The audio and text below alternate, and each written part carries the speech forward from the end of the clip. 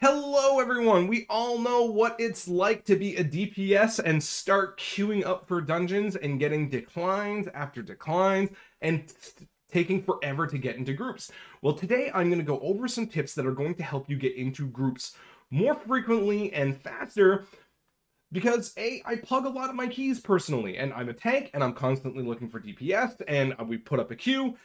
What is it that's going to help you get into that queue? But there's also a couple of things that you can do to help narrow down the dungeon searches that you're looking for to be able to get into said groups.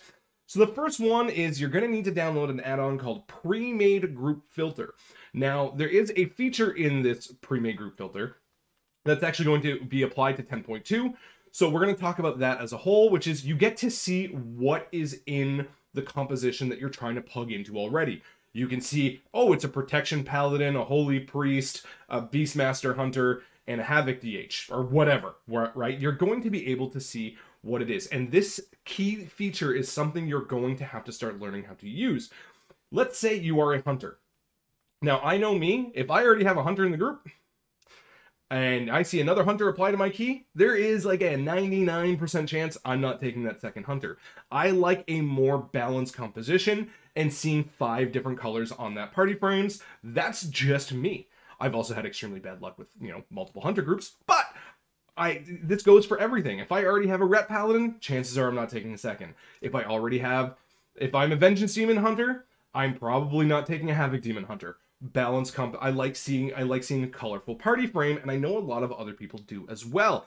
So with this, you can see, oh, they already have a Havoc. I'm gonna skip that group. My chances aren't 0 at getting in, but they are lower if they didn't have that class already. And when you start learning to pick which dungeons you want based on what they have, or and going around like that, you're going to be able to, because you can only apply 5 groups at a time. The 5 groups that you have are going to be groups that are going to be more likely to want you. And when you start working it out like that, it's going to go a lot better, because as a DPS player, you are in competition for a lot with a lot of people. Like, just straight up a lot of people. Because when I put in a group, and I have several friends that are healers, and it's me and a healer in a group, and I put it up and we need 3 DPS, do you have any idea how fast that fills up? It fills up so fast, and you need to stand out somehow. So being a spec that currently isn't in the group is a way to stand out, and this is going to be a common theme as we go along some of these tips. The second one is know your spec, what it brings to the dungeon, what you bring to the dungeon, and put it in the notes. I sometimes forget that I don't have a Bloodlust in the group. I sometimes forget that I don't have a Dispel, or I don't have a certain whatever. And I am sometimes reminded in the note, like, hey, Bloodlust. I'm like, oh, wait, crap, we don't have that yet. I just pugged a group, my own key, 20 freehold last night. We didn't have a Bloodlust. I just took people that looked like they were good, they were qualified. We went in and I was like, oh, yeah, crap, we don't have a Bloodlust. All right, let's go. And, we still timed it with like 6 minutes. It was a good time. We had a fun time. But if someone had posted in the group, hey, in the note, hey, Bloodlust, I would have been like, oh yeah, true. They reminded me that I need that. And you have that. Look at that. What a coincidence. And that would help you get into the groups more. But this also works with dispels. If you're applying to a Braconite Hollow or an Underrot and you have a disease dispel, put that in the note. Know the dungeons well enough to know what your spec brings and what utility you can bring. And every spec has something. I promise you. And when you start finding what your spec can do and you put that in the note, you're going to just straight up stand out.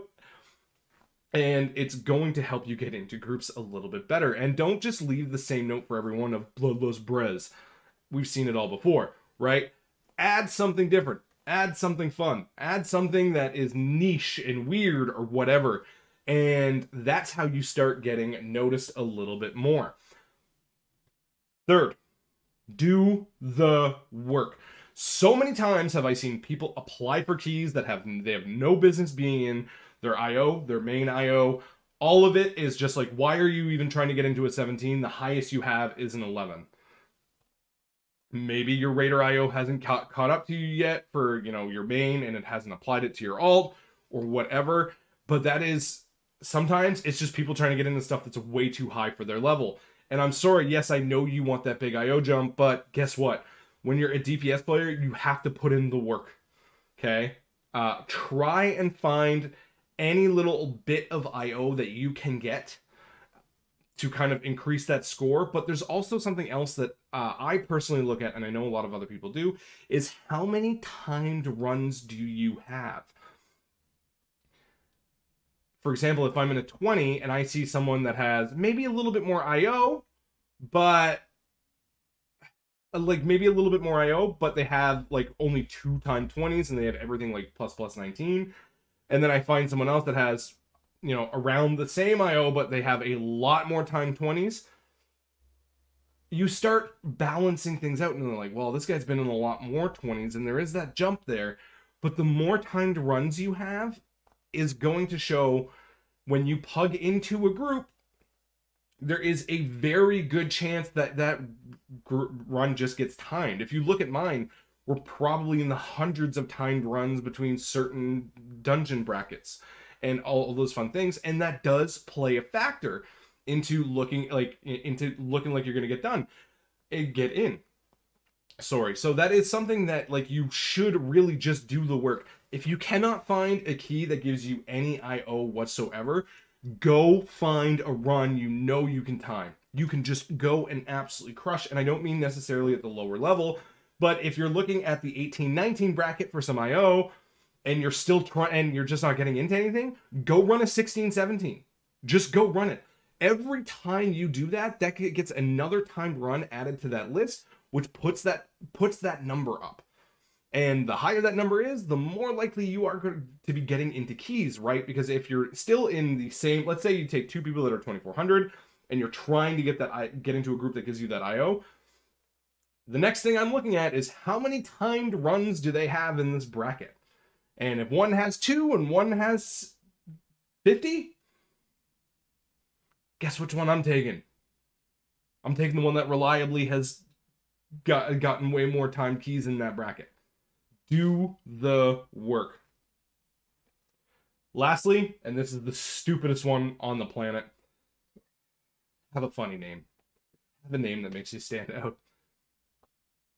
I know, it's the stupidest thing on the planet, but like I said earlier, the theme is stand out. Putting things in your note, you know, do the work, things like that.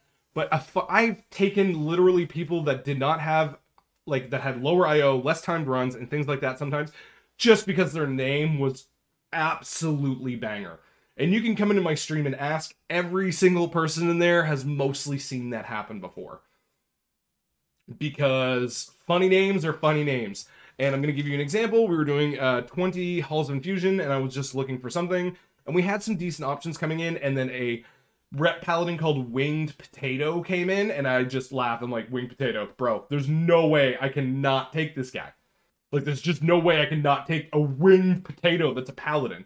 Their funny name got them in. Now, if their funny name had 0 IO and 0 item level and just didn't have anything, I wasn't going to take them just because of the name.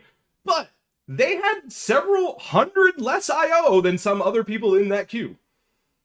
They had less timed runs than other people in that queue, but I was like, it's a 20. They're Winged Potato. Let's go. We're going to have a good time. So if you can, find yourself a banger name for your character. Make it something funny that relates to your character somehow. That's just weird. And trust me, you're going to notice a bump up in queue because you've got a dumb name.